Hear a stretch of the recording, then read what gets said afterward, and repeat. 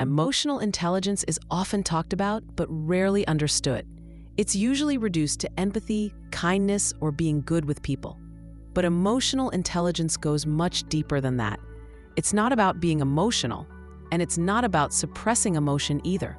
It's about understanding what you feel, why you feel it, and how you choose to respond rather than react. At its core, emotional intelligence is the ability to stay conscious in emotionally charged moments. Most people lose clarity when emotions rise. Anger takes over. Fear narrows perception. Shame shuts things down. Emotional intelligence is what allows you to notice these reactions without being controlled by them. The first layer of emotional intelligence is awareness. Many people feel emotions without ever naming them. They say they are stressed, tired, or fine, when underneath there is frustration, resentment, disappointment, or fear. When emotions remain vague, they control behavior silently. Awareness brings light. The moment you can clearly identify what you feel, you regain a small but powerful sense of control. For example, instead of saying, "I'm angry," emotional intelligence asks, "Am I angry because I feel disrespected, because I feel ignored, or because I feel powerless?" Each emotion points to a different need. Without awareness, you react blindly. With awareness, you gain choice. The second layer is regulation. Emotional intelligence does not mean never feeling strong emotions. It means learning how to hold them without letting them spill into destructive behavior. Many people confuse emotional regulation with suppression. But suppression pushes emotions down, where they resurface later as stress, resentment, or exhaustion. Regulation is different. It's the ability to feel fully without acting impulsively. This is especially visible in conflict. A person with low emotional intelligence reacts immediately. They raise their voice, withdraw, attack, or shut down. A person with higher emotional intelligence feels the same emotion, but creates a pause. That pause changes everything. It allows reflection. It prevents damage. It keeps dignity intact. Another important aspect of emotional intelligence is responsibility. Emotionally intelligent people don't blame others for how they feel. They recognize that while others may trigger emotions, they are responsible for how they respond. This doesn't mean accepting mistreatment. It means separating responsibility from blame. For instance, someone can acknowledge feeling hurt without accusing the other person of making them feel that way. This shift reduces conflict dramatically and increases respect, both for oneself and for others. Emotional intelligence also shapes relationships. Many relationship problems are not caused by lack of love, but by lack of emotional clarity. People argue about surface issues, while deeper emotions remain unspoken. One person feels unappreciated, the other feels controlled. Without emotional intelligence, these feelings come out as criticism, silence, or defensiveness. With emotional intelligence, communication becomes clearer. Instead of attacking behavior, people express experience. They say, "I feel disconnected," instead of "you never care." This changes the entire emotional climate of a relationship. In professional life, emotional intelligence often matters more than raw intelligence. People who manage their emotions tend to make better decisions under pressure. They listen better. They handle feedback without collapsing or becoming defensive. They don't confuse their identity with their performance. This makes them more reliable, more respected, and often more successful over time. Another overlooked part of emotional intelligence is understanding emotional patterns.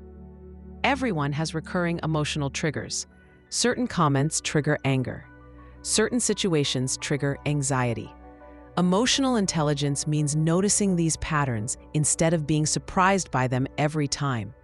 When you understand your triggers, they lose some of their power. For example, someone who grew up feeling unheard may react strongly to being interrupted. Without awareness, they may label others as disrespectful. With awareness, they recognize an old wound being touched and respond more proportionally. Emotional intelligence also involves empathy, but not in the simplistic sense of being nice. Empathy means understanding emotional perspectives without absorbing them. Low emotional intelligence often leads to emotional fusion, taking on other people's emotions as your own. High emotional intelligence allows empathy with boundaries. You understand, but you don't drown. This is crucial for mental health. People who lack emotional boundaries often feel exhausted, overwhelmed, or resentful. They give too much, tolerate too much, or feel responsible for everyone else's feelings. Emotional intelligence teaches where you end and where others begin. One of the most challenging aspects of emotional intelligence is sitting with uncomfortable emotions without escaping them. Boredom, sadness, uncertainty, guilt. Modern life offers endless distractions to avoid these states, but avoidance weakens emotional resilience. The more you avoid feeling, the less capable you become of handling emotion when it inevitably appears. Emotionally intelligent people practice presence. They allow emotions to pass through without rushing to fix, numb, or distract. This builds inner strength quietly. Over time, emotions become signals instead of threats. Emotional intelligence is also deeply connected to discipline. Discipline is not just about action, it's about emotional tolerance, the ability to do what matters even when you feel uncomfortable. The more emotionally intelligent you are, the less controlled you are by moods. This is why emotional intelligence supports consistency and long-term growth. It's important to understand that emotional intelligence is not a personality trait you either have or don't have. It's a skill.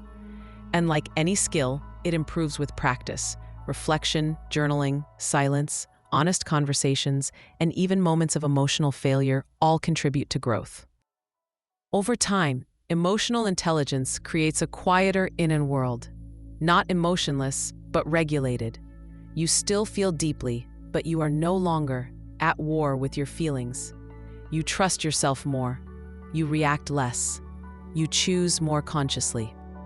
This is why emotional intelligence often leads to a deeper form of confidence.